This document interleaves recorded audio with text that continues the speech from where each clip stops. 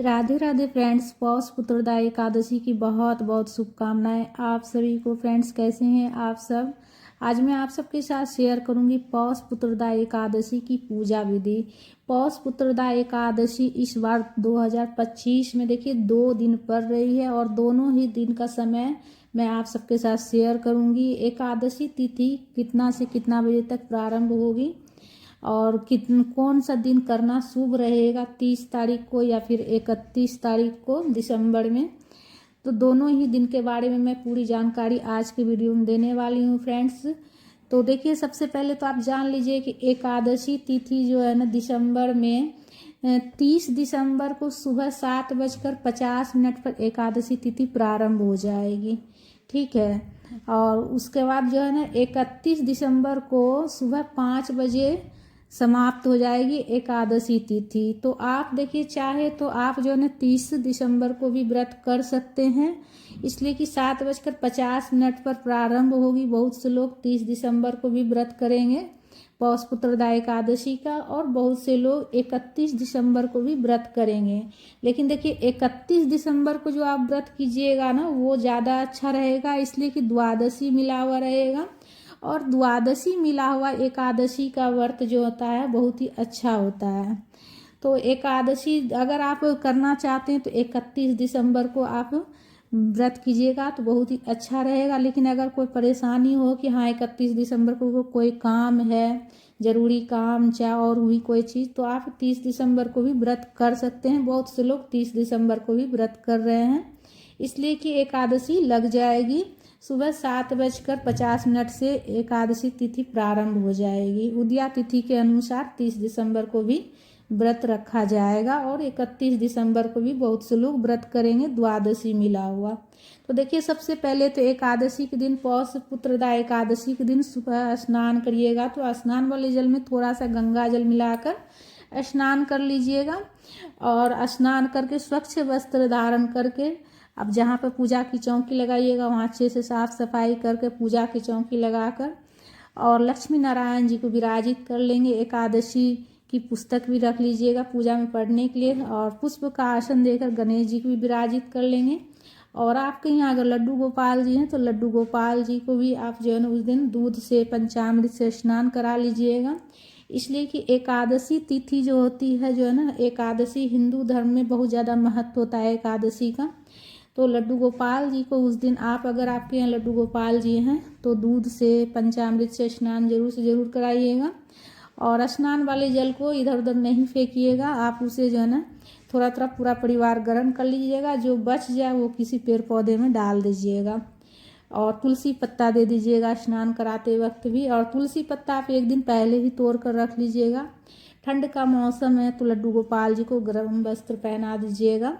और विष्णु भगवान जी के किसी भी रूप का आप पूजन कर सकते हैं। लड्डू गोपाल जी हो तो लड्डू गोपाल जी के भी आप पूजन कर सकते हैं, या फोटो हो, तस्वीर हो तो उसमें भी पूजा कर सकते हैं आप। और गौ माता की पूजा जरूर से ज़रूर कीजिएगा। गौ माता की सेवा पुत्रदा एकादशी पर गौ माता, बछड़े वाली गाय का जो दूध होता है वो भी पूजा में चढ़ाया जाता है। तो सबसे पहले हम स्वच्छ जल में गंगा जल मिलाकर और जल के छींटे देकर गणेश जी को भाव स्नान करा लिए हैं, और लक्ष्मी माता और विष्णु भगवान जी को वस्त्र के स्वरूप में कलावा समर्पित कर लेंगे, जनेऊ समर्पित करेंगे, दुर्वा समर्पित कर लेंगे, गणेश जी को पुष्प समर्पित कर लेंगे और लाल वाले रोली चंदन से गणेश जी को तिलक कर लेंगे। और देखिए, तिल चढ़ाना है, अक्षत का प्रयोग नहीं कीजिएगा। एकादशी की पूजा में अक्षत का प्रयोग नहीं की जाती है। और विष्णु भगवान जी को भी हम वस्त्र के स्वरूप में, लक्ष्मी माता को वस्त्र के स्वरूप में कलावा समर्पित कर लेंगे।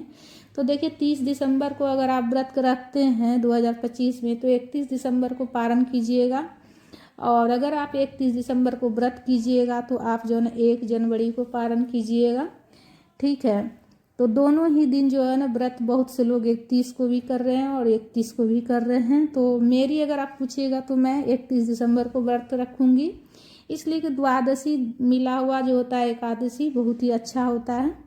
उसके बाद पीला वाला चंदन से, रोली चंदन से विष्णु भगवान जी को तिलक कर लेंगे और गणेश जी को भी तिलक कर लीजिएगा, लड्डू गोपाल जी को भी तिलक कर लेंगे और तुलसी पत्ता समर्पित करेंगे प्रभु के चरणों में।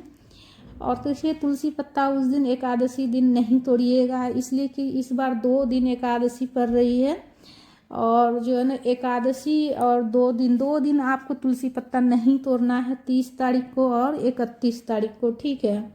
आप जो ना 29 तारीख को ही तुलसी पत्ता तोड़ कर रख लीजिएगा। ठंड का मौसम है, सूखेगा नहीं, मुरझाएगा नहीं, तो 2 दिन आराम से आपका पूजा में चल जाएगा। तो 29 तारीख को ही आप रख लीजिएगा तोड़ कर, ठीक है। और 2 दिन एकादशी पड़ रहा है, तो 2 दिन आप जो है ना घर में चावल जैसे कि नहीं बनाइएगा, इसलिए कि दोनों दिन ही एकादशी है, ठीक है। एकादशी जो है ना 31 दिसंबर को भी सुबह में 5 बजे भोर तक रहेगी, सुबह तक रहेगी, तो दोनों दिन ही एकादशी मान्य रहेगा।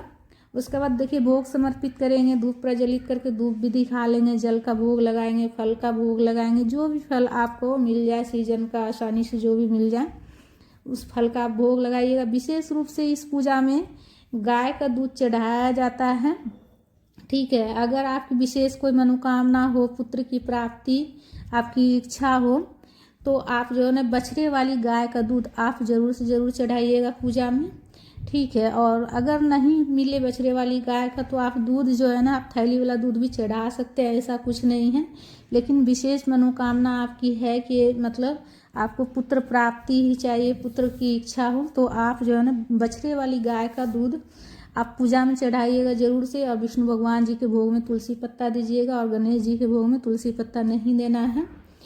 और देखिए इस दिन जो है ना आप पुत्रदा एकादशी के दिन व्रत करते हैं, तो जैसे सुबह में पूजा कर लीजिएगा, व्रत का संकल्प ले लीजिएगा, दिन में चाय पानी पी सकते हैं, 1 टाइम फलाहार खाइएगा।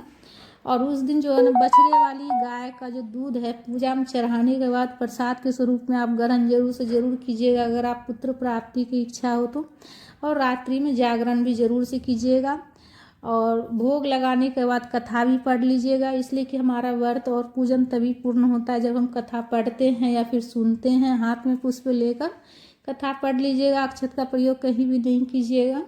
तिल जरूर से जरूर चढ़ाइएगा, पौष मास में तिल का भी बहुत ज़्यादा महत्व है। उसके बाद आरती कर लीजिएगा कपूर प्रज्वलित करके, कपूर हो तो, और कपूर नहीं हो तो एक और दीपक प्रज्वलित करके आरती कर लीजिएगा। पहले जो दीपक प्रज्वलित करके रखिएगा उसे आप नहीं हटाइएगा, उठाकर उससे आरती नहीं कीजिएगा। एकादशी के दिन देखिए अखंड ज्योत भी जलाया जाता है, आप चाहे तो सुबह से लेकर कम से कम रात में 12 बजे रात तक आप अखंड ज्योत जरूर से जरूर जलाइएगा। और सुबह से अगर आप नहीं जला पाए तो शाम में जब संध्या बाती कीजिएगा, तो उस टाइम से लेकर रात्रि में 12 बजे 1 बजे रात तक आप जरूर से जरूर दीपक प्रज्वलित कीजिएगा, अखंड ज्योत। और रात्रि में जागरण का भी बहुत ज़्यादा महत्व है एकादशी व्रत में, और हो सके तो 12-1 बजे रात्रि तक जागरण जरूर से जरूर कीजिएगा। और पूरे दिन प्रभु का गुणगान कीजिएगा, हरि कीर्तन कीजिएगा, विष्णु भगवान जी के किसी मंत्र का आप जाप कर सकते हैं। और इस व्रत में, एकादशी व्रत में अन्न नहीं खाई जाती है, आप फलाहार कीजिएगा, अन्न ग्रहण नहीं किया जाता है एकादशी व्रत में।